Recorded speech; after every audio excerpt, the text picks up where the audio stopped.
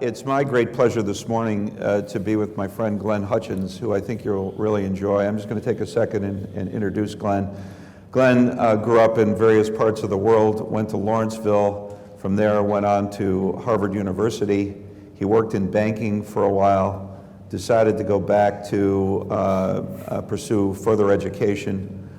He didn't mess around with that. He got an MBA from Harvard and also graduated from Harvard Law School. So he's got sort of the trifecta going from Harvard, which is pretty impressive. And he went to work subsequent to his education in an area called private equity, and I'm going to let him describe in just a second what that is. Worked at a well-known firm, ended up doing government service, worked in the Clinton administration as an economic advisor, worked in their transition team as the Clinton administration was coming into Washington, and has a long history of working both in business and in government. Knows our current president, knows past presidents, and we'll be able to we'll talk a little bit about that as we get into things. He is one of the co-founders of a firm that's based in New York and other places around the world called Silver Lake Partners, which over the last number of years has been the largest technology private equity firm in the world and has done some really remarkable transactions, and we'll touch on a couple a little bit later that might be of interest to you. Glenn lives in a world of incredible intellects and incredible discussions on weighty topics. We're going to try to really zone in on things that you all will find of interest, hopefully. Some on sort of state of the world, some on what really goes on in Washington, and a lot on technology. So please, let's give a very warm Benjamin welcome to Mr. Glenn Hutchins. Thank you, Dan.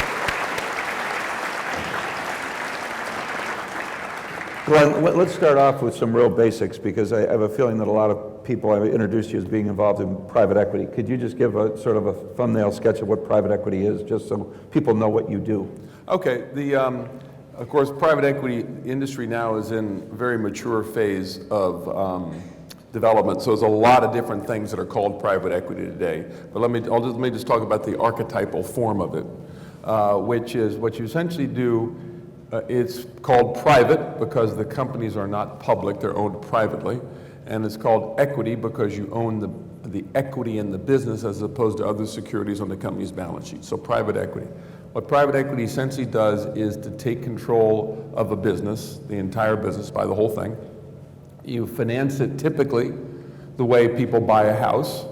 You make a down payment, which is the equity, and then you borrow some money in the financial markets to finance the rest of the purchase.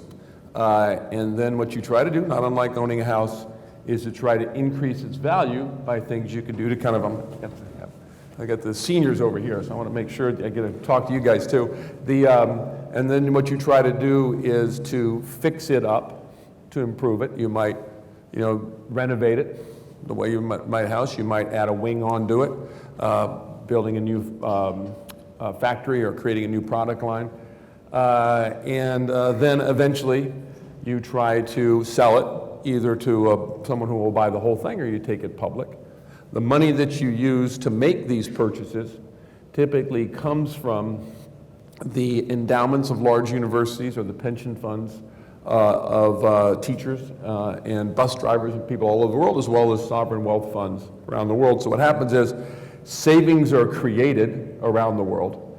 They then go into either pension savings, they go into the coffers of large governments, or they are given to universities in the form of their endowments. Those groups then invest in people like me. I then invest the money for them in this form of investing called private equity, try to make a return on it, give the money back to them.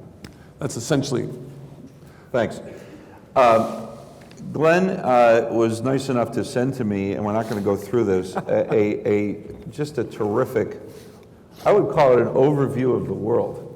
And it sort of encapsulates a lot of thoughts on the recovery that we've had since the economy had a tough time a number of years ago, when you guys were mostly in grade school, recent decline in oil, emerging markets sort of pooping out, China slowing down, a whole host of things. Why do you put this together? So a Greek philosopher said the unexamined life is not worth living. And what I do every day is I get up and examine the world around us, and I kind of write it down. And I use that to develop a point of view about how the world is operating. It largely has to do with markets, has to do with how the economy is operating, as a result of which how markets are behaving, understanding then the geopolitical context in which that's operating, thinking about the influence of what you might call exogenous shocks on that, like if you have a tsunami in Japan or very, very cold weather like we had last year in the United States, and then develop points of view about what that means from an investment perspective about where capital should be, or from a public policy perspective about how we can make it all work better. And I've always had that framework in my mind. I've done it for 35 or 40 years. And about 5 or 6 years ago when the world fell apart, and I'd taken some actions in advance of that to protect myself from it and came out in relatively good shape, the people asked me to kind of tell them why, and I began to write it down, and that's what you've got there. But it's a daily discipline. It's like getting up in the morning and going to the gym. It's my mental gymnasium, my mental workout kind of. What could I expect today? There's a lot in here, so when we open this up, and we will, for questions in a little bit, you can ask anything about anything that's going on in the world, and you will get a response, I can assure you. But let's talk about technology. Technology has changed so much, and I think of people who are, let's say, 30 years old or greater, that don't have the same experience that the kids in this room have in terms of mobile devices and the depth of the internet, et cetera. You're investing in these companies. How do you deal with the pace of change? Could you talk a little bit about the pace of change in technology and how to deal with that as an investor and as a consumer? So is it okay if I give Mr. Stanton a little quiz here? Is that all right? It's a little pop quiz, see if he can answer the question. Is that all right? Okay, imagine, and I'm going to get to the point here, but imagine there's a pond in front of your house, and there's a single lily pad on that pond. And that you learn that lily pad reproduces itself every day. So one day there's 2, one day there's 1, then there's 2, then there's 4, then there's 8, then there's 16. You wake up 29 days later, so it takes 29 days, and the pond is half covered with lily pads. How many days does it take for the entire pond to be covered? 29 days, reproduces itself every day, 29 days to cover half the lily pond. How many days to go to cover the whole thing? The answer to that, I believe, is 1. 30. Yeah, one more day. One more day. Well done. Bravo. Now you can see why you got to be chairman of the board. That's a question that they ask kids who go to work at Google. That's one of the quizzes you get when you turn up at Google for your job. And if you don't answer that question, you don't get to the second interview. So the point is, that's something called Moore's Law. And Moore's Law is an observation that Gordon Moore, who's one of the people who invented the semiconductor, which is the fundamental technology, the absolute heart of all these devices and technology we use today, made 50 years ago, which is that the amount of transistors that can fit on a semiconductor will double every 18 months. And that there's been nothing in the history of capitalism or society that has grown at that rate, ever. And that's what we're experiencing in the world around us. So if you had invested 50 years ago $1 in a security that grew at the rate that Moore's Law grew, you'd be worth $4.5 billion today. And 18 months from now, you'd be worth $9 billion. Well done, right? That's the chairman of the board who have followed Dan. And so the point is, but if you go back to the lily pad analogy for a minute, you go along in your life and it's 1 lily pads, and then it's 2, and then it's 4, and then one day you wake up and look at, wow, it's half the pond's covered. Next day you get up, the whole pond. Next day 2, next day 4, and the world changes. And that's kind of roughly where we are today with technology, which is this thing that's moved relatively quietly and silently now, has gotten to a level of critical mass that it's moving so rapidly now that it's been, on the one hand, very beneficial for all of us, and on the other hand, very frightening and challenging to people who aren't familiar with it. because it's now become observable. Now the entire pond is covered, and now there are going to be 2 ponds and there are going to be 4. And the world is changing in a way that we hadn't really experienced. It was happening, but we didn't see it. That's kind of point one. Point two is if you add other things that are happening, there's something called the areal density curve, which is the amount of data you can put in a single area on a medium where you store data. That's doubling every 9 months, twice as fast as Moore's law. So we're actually able to store information at a rate that's growing at twice the rate of Moore's law. There's something called Shannon's law, which is about the number of bits that can move down a big pipe, a big cable, how much information you can send broadband, wired and wireless, and that's increasing about the same rate as Moore's law. And then I was talking to a young man here who writes computer software, and then there's a form of computer programming based on algorithms that we're using today that probably has increased all of this by a rate of about 43,000 times. You put all that together, and the only thing you know is that change is a constant. It's not, and so what you should expect all of your lives is that this pace of change will continue. And today's innovation will be tomorrow's anachronism. And what you have to be thinking about is where the future goes. One of the great things about being in technology is you get to think about the future every day. Because if you're not thinking about the future, you're trapped in the past. And you also have to understand these underlying processes of change, because this change is the only thing that you can rely upon. And all the things we have, the smartphones and the watches that are coming out and the connected car and the Internet of Things and all the things we can talk about right now are just today's manifestations of that change. And tomorrow, if I come here a year from now, there'll be other manifestations of that change. And you'll say, well, what happened to the Internet of Things? And I say, well, Moore's law. That's what happened to it. So we can go into specifics, but I think you need to keep that in mind as you understand, comprehend the world in which you live. Most people have an aversion to change. How hard has it been for you to deal with a world that is constantly changing and making intelligent decisions based on the ground moving under your feet? Yeah, so I would say let me give you rather than me, let me talk more broadly about that question. So first of all, from the personal perspective, I think it's really cool. I think it's really just great to experience all these things, to learn about them, to use them in our lives, to be a part of investing in them, and to see the world moving at this rapid a pace.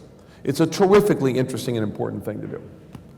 Now, we also have to understand that the nature of these changes really can be somewhere between bewildering and frightening, existentially threatening to some people. Let me give you an example. One of the things that I've just written an article, we're going to be out in the next couple of days in one of the publications about this. I think that because of this technology and some other trends, globalization, primarily in the rise of the services economy in the United States, the nature of work is fundamentally changing. So my dad had one job, I had 6. My son might have 12 to 15 over the course of his life, and his jobs might look more like, rather than jobs at companies, alliances with people he's doing projects with and tasks he's hired to do. In other words, we could well be in a situation where work is going from an industrial era concept of a job where you show up at a factory or a store and work for a certain amount of time and get a certain pay with a certain kind of benefits, to something that looks more like, that's chopped up into something that looks more like projects or tasks. So one of my friends is one of the world's best software programmers. He hasn't worked for a company for a decade. What he does is he's hired by companies to do individual tasks that are their hardest programming problems. And he's paid to do that and get some piece of equity in the company for doing it. That's a very high-end version of it. Today, I don't have to hire a person to work in my house. I can go on TaskRabbit and get someone to go do my shopping for me. Right? Also, I can take the objects that I own, that I have excess capacity in. I can take my car and I can sign up for Uber or Lyft. I can take my home and sign up for Airbnb and rent out the spare bedroom. And I could use that to cobble together a living wage that allows me to to live a decent life without really having a quote-unquote traditional job. Right? Now you look at the world in which we live today, and there is, we'll go back to some of the macroeconomic stuff maybe later on, but employment markets are very weak. There are 27 million people who are working part-time. 7 million of them want to work full-time but can't get full-time work. 5 million people who work multiple jobs to get ahead, and a very large number of people who've dropped out of the labor force because they can't find a job, and a whole bunch of people who've been unemployed for more than 6 months, which is a very, very hard thing to come back from. Very weak labor markets. They can either look at these things I've just described as a set of opportunities to generate income, or they can look at it as an existential threat. Because the world is so fundamentally changed, how are they going to support their families? How are they going to pay the rent? How are they going to live in this society that's fundamentally changed? So the way I see this is, and this is why I've spent my life, is a good example of why I've spent my life in both business and government. In my business life, I think these trends are important, they're valuable, they're powerful, they can't be reversed, they're something we should embrace, something we should push forward. But from a policy perspective, I think we have to figure out how we respond with policies that enable people to be secure and to people to thrive in the world in which we live. And we can do both things, they're not contradictory. And we have to do both if we're going to be responsible citizens of the society in which we live. That make sense? Thanks. Let me ask all of you a question. How many people here have used, at any point, Skype? Show of hands, please. God bless you. So Glenn bought Skype a number of years ago and sold Skype to Microsoft. And just to drive home a process with a service that the majority of people in this room have used, just thumbnail, what went into buying that? What went into selling it? Was it, do you see that change coming? And is that a change that is come and gone and it was a good time to sell? No. Talk about that a little bit. Well, I would say, first of all, I think it's I'm not meaning to correct you, I just want to, it's incorrect to say anything like that is something I did. Right, and I just want to make people understand that I helped to create a business, and people who worked in that business did that. And my major contribution to that was creating the circumstances under which they could be successful and do things like that. But they're not here, and you are. I got you, okay. But I'm just making a different point. It's Right. not. I know that. When you're in the world in which you're going to operate, there are two things. One is, it takes a village. You can be successful as a team, and what you primarily want to do, the higher up you get in your career, is create the circumstances under which people who work with you can be successful, and then share the credit with them, as opposed to take it for yourself. There's just a life lesson in that I want to make sure we emphasize, right? So one of the things to observe is that in this technology world, it's all about digits. By the way, there's a really interesting book I've just started to read. People I'm sure are familiar with Walter Isaacson's biography of Steve Jobs. If you haven't read that book, you should really go read it. It's really interesting to read. He's got a subsequent book that is about innovators. I've just started to read. And it's all about the people who invented the computer. And I thought I'm going to pick up this book and I'm going to start reading about something that happened in Silicon Valley, maybe in the 50s. And I find myself reading about a woman by the name of Ada Count Lovelace in 1733 who was a daughter of Lord Byron. That's the first chapter of this book, well worth reading. And her mother, who was estranged from her father, Lord Byron was a notorious drunk and philanderer and romantic, and the mother wanted to keep her daughter away from dad. And so Lord Byron, as you know, is one of the greatest poets in world history. And so she made her daughter, who had a lot of her father's capabilities, study mathematics intensively, almost as a punishment to keep her away from her father. And then when this young lady got to be an adult, she was a profoundly gifted mathematician, but with a huge amount of humanistic sensitivities. And a mechanic named Babbage had created a calculating machine that allowed you to solve arithmetic problems. And she had the imagination to understand that you could use symbols in addition to numbers to solve bigger problems than just arithmetic problems. And that imagination, the combination of the math and humanities, created the first real computer in the 1730s by a woman in the UK. Think about that. It's really interesting. First chapter of the book, stunning and worth reading for everybody. But my point is that that's essentially, if you bring that perspective, which is not just about software code, but it's about the digitization of everything we do. Almost everything can be turned into an I/O, an on-off switch. That's why these devices now have cameras in them, because we've digitized photography. And so all Skype was as, remember Moore's law, areal density curve, broadband wireless, algorithmic programming. All of a sudden, we had the capacity to digitize and transmit voice as just like an email. And you could take something which had been analog and circuit switch. It used to be that when you made a phone call, they literally opened up a circuit from me to Dan. And we would be talking back and forth in the same circuit. You could take that all of a sudden, and you could packetize it, which means you could take that big file of digits, you take the voice, turn the big file of digits, you turn those digits into very little packets, send them out over the internet, reassemble them a millisecond later at the place where Dan's on the other side of the phone, and that voice is expressed from a digital file. And when we got to the point where that could be done because of the ongoing change that I talked about earlier, then you could take voice and you could send it over the internet, and you could do it for 1/10 the cost of a circuit switched. Now that's just an application that was enabled by all the trends I'm talking about. It's not old, but now it's well understood and something we regularly use. And by the way, today, when you make a phone call, you're not doing a circuit switch phone call anyway. You're using something called VoIP, which is just like Skype. So Skype was just one of the first applications of internet technology brought to voice. That's all it was. Let's move to Washington for a second. I'm not moving to Washington, you can. I like where I live. There you go. I'm just kidding.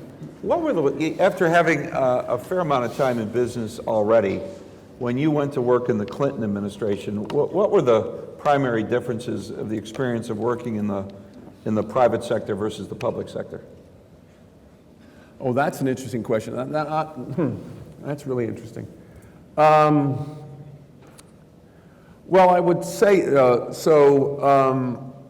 it's all, I haven't really thought about it from that perspective, so I'm sort of processing this question. So I would say a couple things. One is that it's all very messy, right? Because you've got to get anything done. Our founders designed the Constitution to make it very hard to get things done in Washington.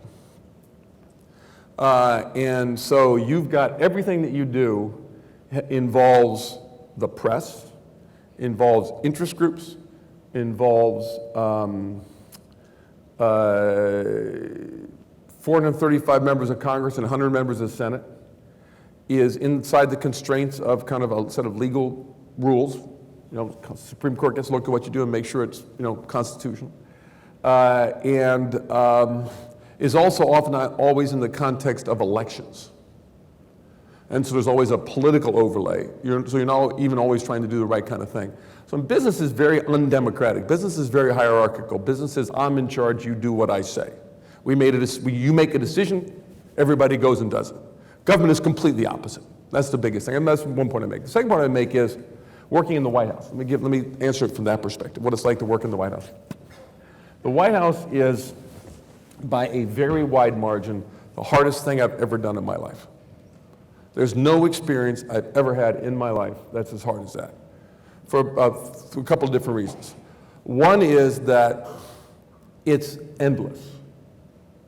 My social goal when I worked in the White House was to have dinner with my family on Sunday night.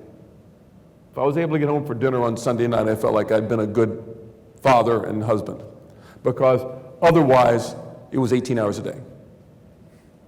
And I didn't always get home for dinner on Sunday night, right? Because something would come up. That's kind of one.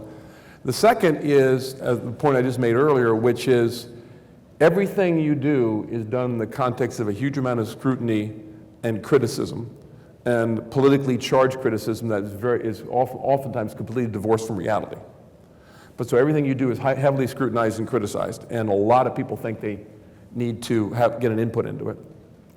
Everything you do is really hard, because if it's really hard, it doesn't get to the White House.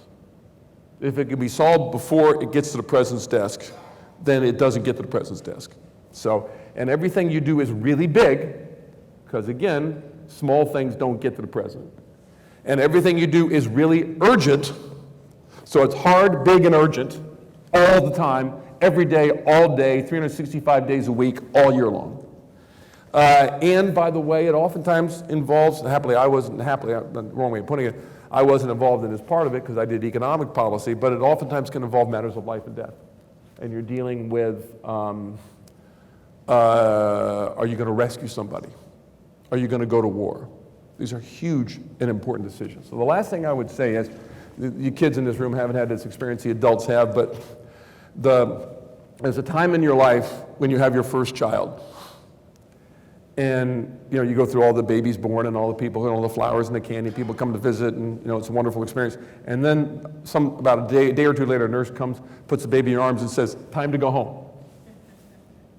And you look down, and you got the biggest responsibility you've ever imagined in your entire life. Everybody know what I'm talking about? First child. Now imagine if somebody put your country in your arms and said, "This is your responsibility." That is overwhelmingly powerful in a way that you can't express unless you're there doing it. It's also a huge and rare privilege to do that. So that's the other way I would. Now, you haven't had an official role in our current administration, but you know President Obama, and I know that he and congressional leaders have called on you for a view or an opinion on a variety of issues. Talk a little bit about that and what that experience has been like in more recent years.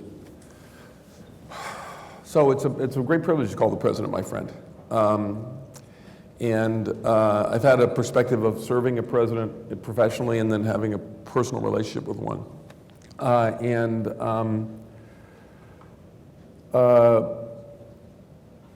So let me answer the question in kind of a different way, because, and one part of the answer will come out of this, which is I don't talk about what the president and I talk about. That's just not available for public consumption.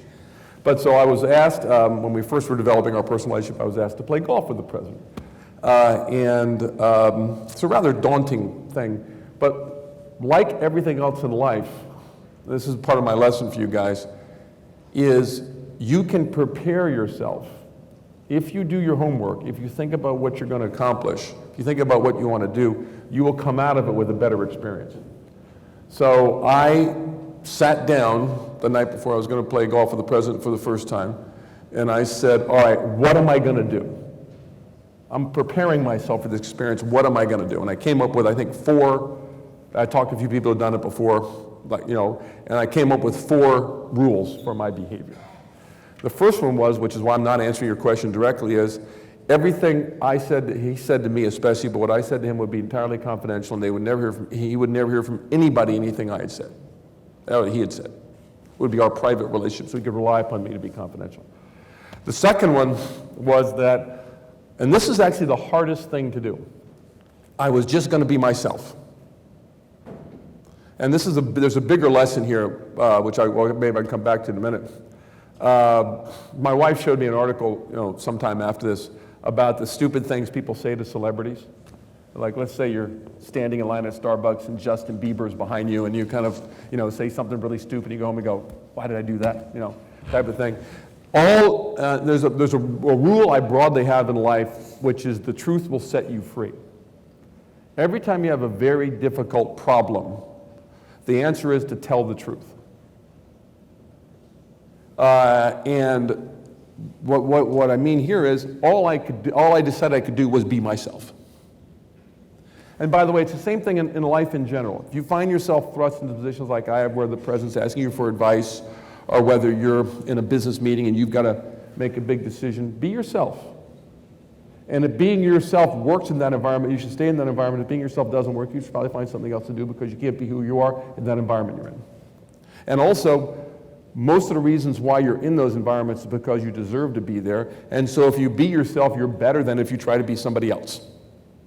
Right? So lesson number 2 is just be yourself. And if, in this case, the president likes it, then you'll have a relationship. If he doesn't, that's okay. The third thing was, and this is the hardest thing, the second hardest thing, which is to know business. Because it turns out that presidents of the United States happen to be human beings too. And it turns out that they also like to have time off. And so I was having dinner with a group of people who knew I was going to see the president, and they said, "You got to talk to him about this. You got to raise this issue. Can you really get him to come speak at my school?" I said, no, it's 2 guys playing golf in August on vacation. We're going to play golf. We're not going to talk about any issues. So you need to relax. And the fourth thing is you need to understand that you're going to be as nervous as you've ever been in your entire life. And rather than try to resist it or deny it, just embrace it. You have this Zen-like state of nerves that's just going to be who you are. And at the end of those experiences, you walk out. I got a fifth rule for you. I forgot. There's a very fifth and important rule. You walk out and you kind of look back on yourself and you say, God, I was so nervous. I was so overwhelmed by the entire experience. What just happened? You know what I mean? But that's another reason why you be yourself. The fifth thing is call your mother. Call your mother.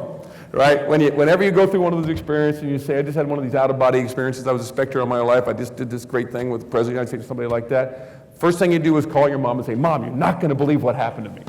Right? Dude, always remember that. Always call your mother. Who won the bet? Not telling. Not telling. Let me ask you. I will tell you, he does give you a presidential pardon every once in a while if you miss a putt. I'll pardon that putt. You get to do it again. Let me ask you a question that has sort of two parts to it. First, and this is the second part of it is really for the benefit of all of you here.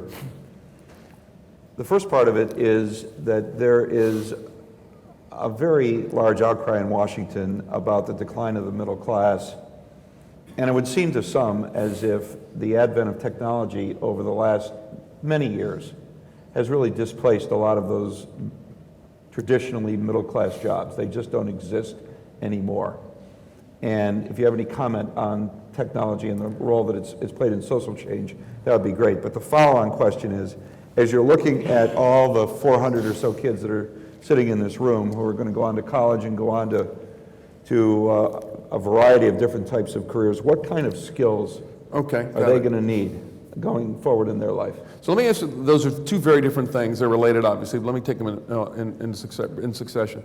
So first of all, it is clearly untrue that there has been a decline in the middle class. It's just completely wrong. But, it is only true if you look at the world in which we live as only being about the United States, not being about the broader world, right? There has been a massive increase in what are called in other countries middle-class lifestyles all around the world. It's just that there's been a decline in the middle class in the United States more than offset by the growth of people entering the middle class all around the world. And the reason why I put that in that context is this is going to be we're going to get very kind of broad, big picture here, but one of the things I'm going to say in a minute is you need to, as you go into this world, be numerate. You need to be able to think about the scientific method and about analysis of big pieces of data in order to be successful in the world in which you're going to live in. And part of that is you should understand something called the scientific method. And the scientific method, in many respects, has something called a control group, which you compare other things to.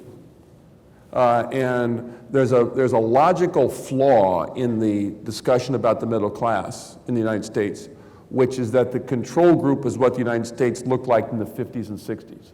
That's the norm against which we compare everything in our scientific method of looking at the issue of the middle class. And I think if you look historically back at the 50s and 60s, it was not the norm, it was the aberration. Why do I say that? Because at the end of World War II, the United States was the only country in the world with two things, which was a productive capacity, a modern productive capacity, factories that built things, and a labor force that could work in those factories and whose products could be sold around the world. Because the rest of the developed world had been destroyed in World War II. Its entire productive capacity had been wiped out. And the largest pools of labor in the world, China and India and the former Soviet Union, withdrew behind political barriers that had them out of the world market. And so you could be somebody with a high school education working at a factory in Detroit and send your kids to college, right? As the productive capacities first in Japan and Germany were rebuilt, and then the productive capacity, and then once China entered the world, the productive capacity migrated to China. And as the barriers that kept the Chinese labor force, the Indian labor force, and the Eastern European labor force out of the global markets came down, and those people came back into the world with a productive capacity that they could attach themselves to. We've been in a very long-term equilibration of living standards around the world, because there's no reason, nothing that says because you're born in Palm Beach, Florida, you have some God-given right to a better lifestyle than someone who's born in Shenzhen, China. You've got to compete with them today, and this is the segue to my next point, because you're now living in a global society, and what we had in the 50s and 60s was the aberration, not the norm. I think it's a big picture. That's by far the biggest piece of this. That is being accelerated and aided and abetted and accelerated by technology for a whole bunch of reasons. But it's not, technology is not the underlying cause. It's just one of the facilitating mechanisms, in my view. So that's the world in which you're going to live.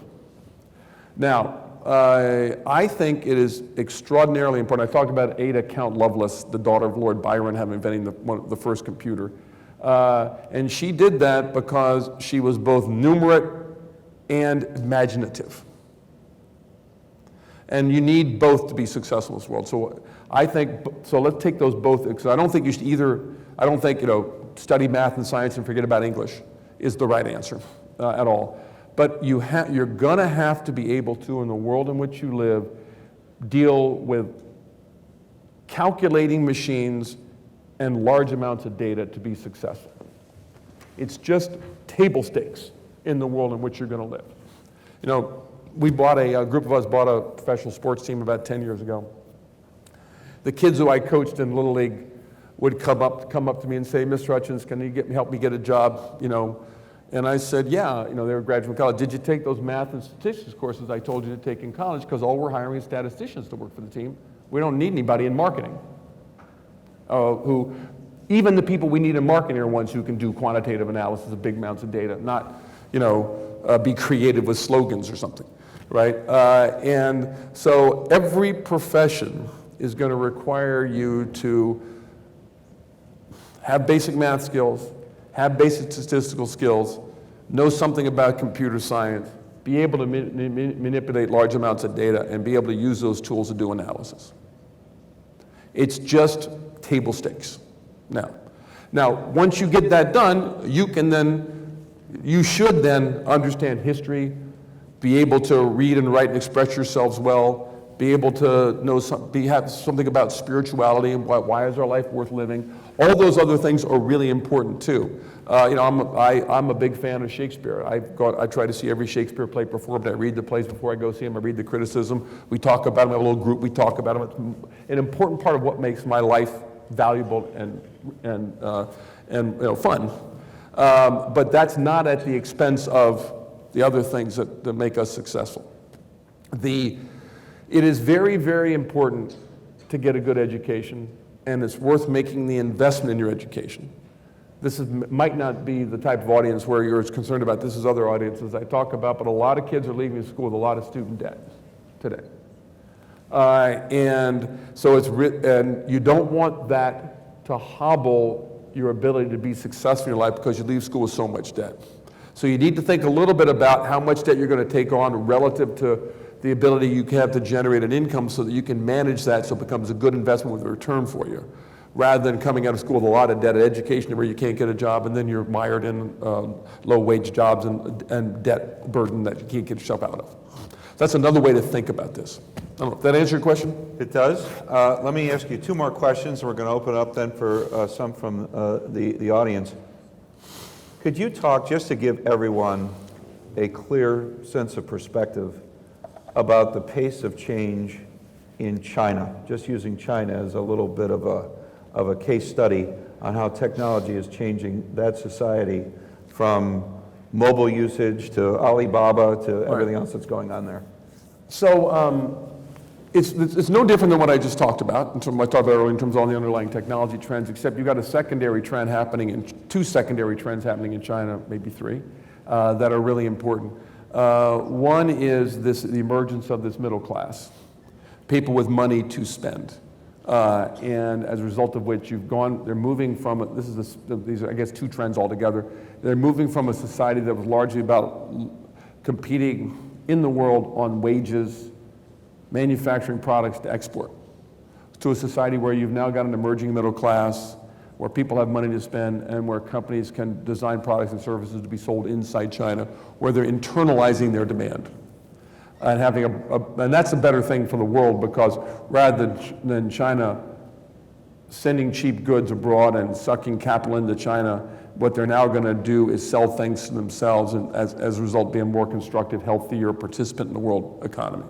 That's a very good thing, and it's an explicit goal of this current regime in China, and something the United States government and European governments have been urging them to do for years. So that's a very good and a positive thing, but it's something that's happening right now. So you've got a market emerging in China for goods and services and consumers. And you start with people who didn't have much money, who weren't connected to the internet, couldn't afford the devices to connect themselves to the internet, or they didn't have, because it's still a pretty backward country in some very important ways, didn't have the infrastructure to connect them to the internet if they wanted to, and that's all being built out.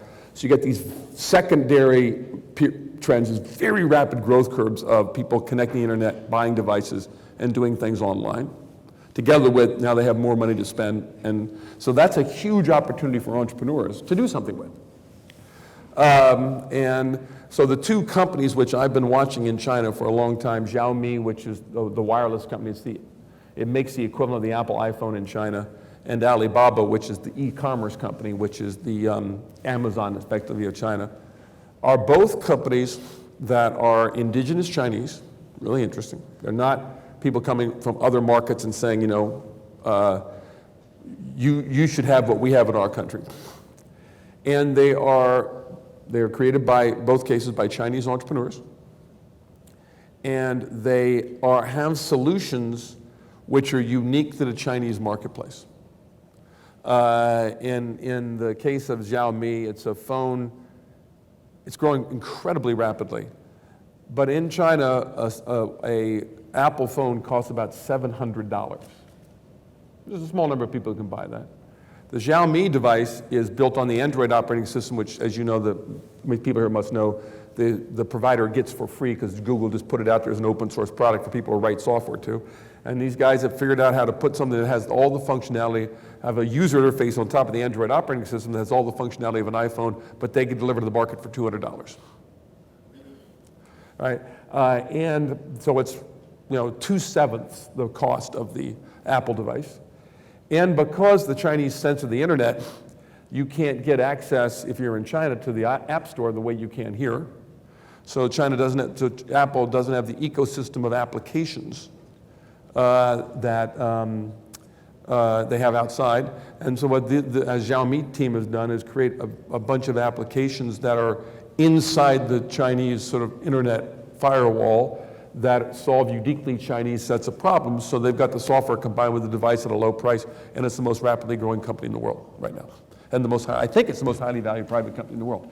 Purely Chinese entrepreneur, purely Chinese product, purely Chinese response to this set of situations. So there's a very similar story with Alibaba, which we can maybe tell another day. But that's an example of, and that's how you have to think about it as an investor. You've got to anticipate, all right, all the underlying technology trends I told you about, a market that's got these macroeconomic trends with people entering the middle class and penetration of access to technology, and then a set of unique problems.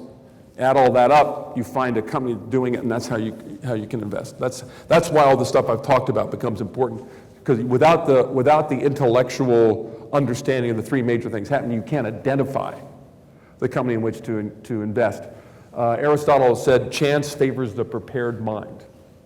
And so if that investment opportunity, you can get lucky that investment opportunity came your way, but the only reason why you recognize that you're lucky is because you've done the homework to be prepared to take advantage of your luck. My last question is a real softball for you. Unlike the others? And that has to do with being a partial owner of the Boston Celtics, which you made passing reference to. What's the best part of owning a sports team? What's the worst part? So I talked about those experiences where you wake up the morning after and you go, like, what just happened? Or you walk out of the White House and how did I do that? Well, the morning after we won the World Championship was a pretty special. It was a pretty special time. That was the best, having become the best in the world at what we did, and having gone through that from beginning to end was an extraordinary day in my life. The worst was losing in Miami in Game 6 of the Eastern Conference Finals. Actually not. I was going to say, if these people are here, the worst was losing. Actually, it wasn't. The worst was not losing. Because if so one year, 2008, we won in Game 6 in Boston, took home the trophy. 2 years later, we're in Los Angeles, Game 7, scores tied with 2 minutes to go. We're up by 6 points with 2 minutes to go, and we lose. And you have the opportunity to say, this is an awful experience. And there were people in our group that found that to be devastating. But you can't get that close to something that big and important and not also understand that that's also an accomplishment, right? And so you have to find a way to take what is seemingly the worst moment and turn it into kind of an understanding of how that's two things. One is there's something really great in that accomplishment. And you learn from that how to be successful the next time. So I'd finish it there. Let's open it up for some questions. I know that there are a few around with microphones, so we're gonna come around to those of you that have questions. And who's gonna lead off?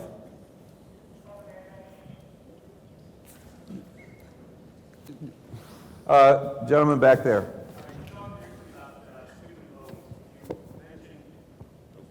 Hello. You talked briefly about student loans. Can you maybe give some advice to the kids that are maybe looking at out-of-state options versus in-state, and really what's driving the cost of tuition up, and kind of where we're going to be in 5 years? Okay, a couple things. One is, I want to make sure I made my point well, which is investing in your education is one of the most important investments you can make. And so if you have to take on some debt to make that investment, I think that's a good, important decision to make. Just make sure you're aware of how much debt you're taking on, what its costs and terms are, and how you're going to be able to pay it back. And then make sure you've got a course of education that you think can put you on a path to pay it back. That's kind of point one. So it's not unlike any other time when you're making, it's one of your life's first important financial decisions, just like buying a house. And you just have to bring the same financial literacy to that decision as you make any other major financial decision. And if you're not doing that analysis, you should. And I think one of the failings that the schools have made is that they don't help the kids through that analysis. And they have a responsibility to take the kids through that. That's kind of big point number one. I think big point number two is, you said in-state versus out-of-state. And that's a highly personal decision. But I wouldn't, again, on the one hand, you can get a very, very good education. Let's say I'm going to get abstract away from Florida. I don't know enough about it, but let's say you live in Michigan. And you can go to the University of Michigan, which is one of the best schools in the world, at a very low price, and you can go to an Ivy League school for a much higher price and get maybe a little bit better education, but not meaningful, not better. And that's an important choice to make.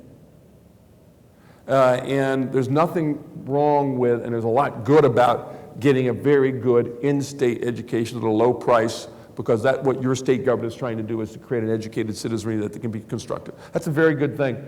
But make that choice, as I say, in a highly informed way, rather than just think it's cheaper, right?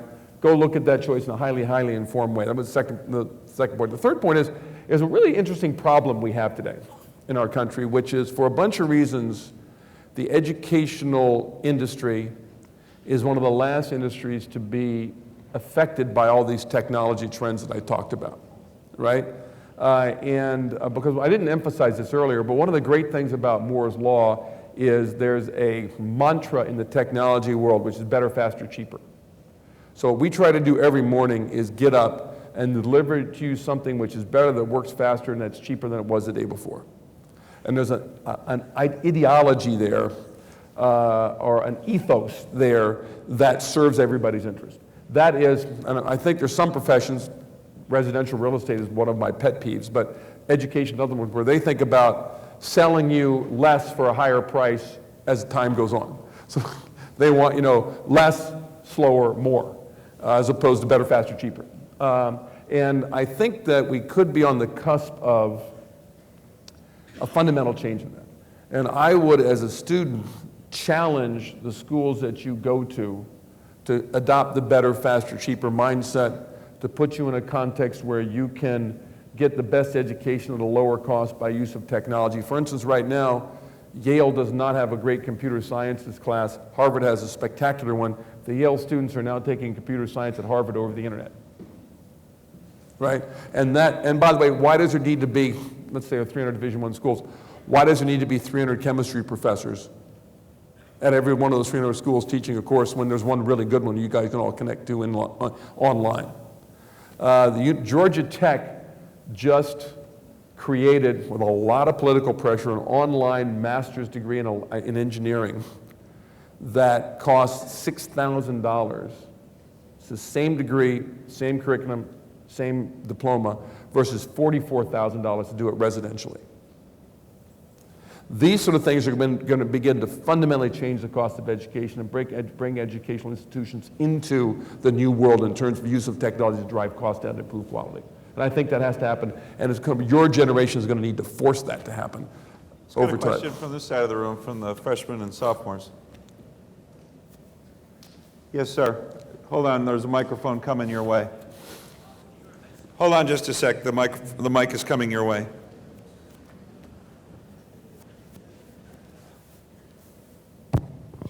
When you were in high school, did you think that you'd be sitting here today where you are? No, not at all.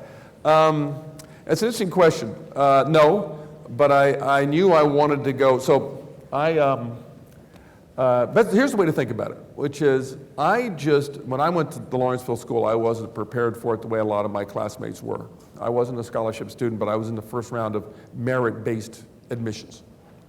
My parents refused a scholarship, so they crimped together savings to pay for it.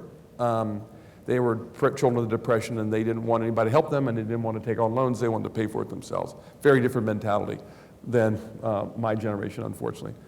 And I got there, and I was not prepared the way the other kids were, because they'd gone to better schools than me, and they were also had a lot more wealth than me, and they had also, had relationships, knew each other. I didn't know anybody. And so I just decided that every day I was going to get one step ahead. I wasn't going to fall behind. I wasn't going to leap ahead. I was going to get one step ahead. I was going to do that day a little bit more work, take a little bit more risk, figure out how to excel in something a little bit. Is that okay? And then I woke up 20 years later, and I was a million steps ahead. See what I mean? So that's kind of, I think, big point number one.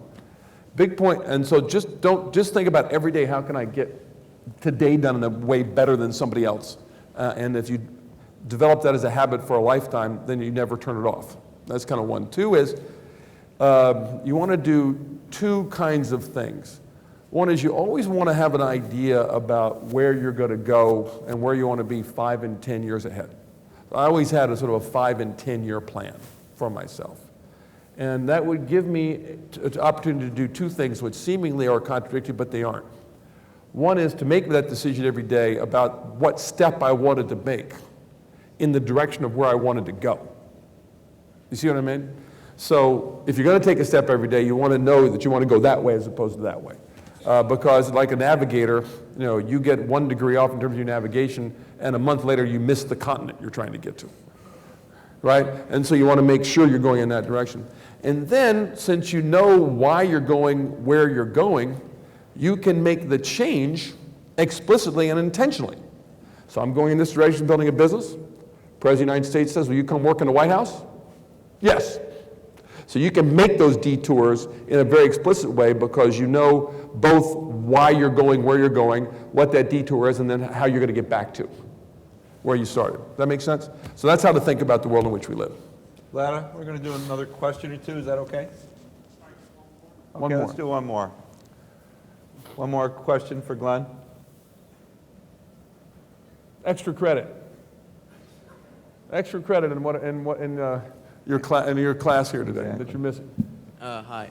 Critics have said that the Obama administration and Obama in general has been too insular, both with congressional leaders and outer members of the cabinet. In your experience with more than one administration, do you think this is an accurate criticism? I do not. I think that this is a different kind of thing, but I think, let me put it this way. This is an unusually partisan period in American history. I'm identified as a Democrat. I've worked closely with Democrats administrations. I have a bunch of friends who are Republicans. I don't take somebody said to me the other day, he said, well, Glenn, you're just a Democrat. And I said, no. I'm a capitalist. That's my religion, my ideology is capitalism. It's not being a Democrat or being a Republican. I happen to be a Democrat, but I'm primarily a capitalist. The lesson to be taken from this administration, this period in American politics, is that our leaders should be prepared to work together to make compromises to solve problems, right? And most of the criticism that you've heard is based upon a partisan understanding and a partisan approach rather than a problem-solving approach, which says, here's a set of issues we have as a country, let's work together to solve them. And I would hope that your generation would take that kind of approach to the world in which you live, political, social, business, whatever it might be, rather than, and emphasize getting to the middle and getting to yes rather than dividing people. I think that's the main lesson you should take from what we've seen over the last 6 years in our country. Glenn, thank you for being here. It's fascinating. Happy.